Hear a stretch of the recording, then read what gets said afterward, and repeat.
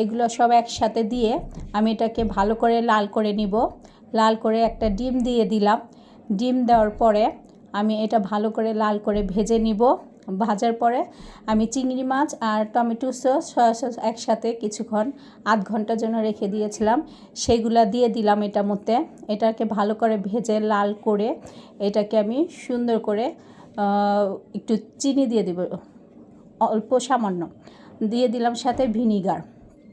তারপরে আমি এতে গাজর কুচি আর কাঁচামরিচ আর লেবুর রসও দিয়ে দিয়েছি। এটাকে ভালো করে লাল করার পরে এতে দিয়ে দিব আমি 8 কেজি পোলাও চাল। পোলাও চাল দিয়ে একটু পানি দিয়ে ভালো করে নেড়ে চেড়ে এটাকে আমি হওয়ার জন্য ঢাকনা দিয়ে রেখে দিব।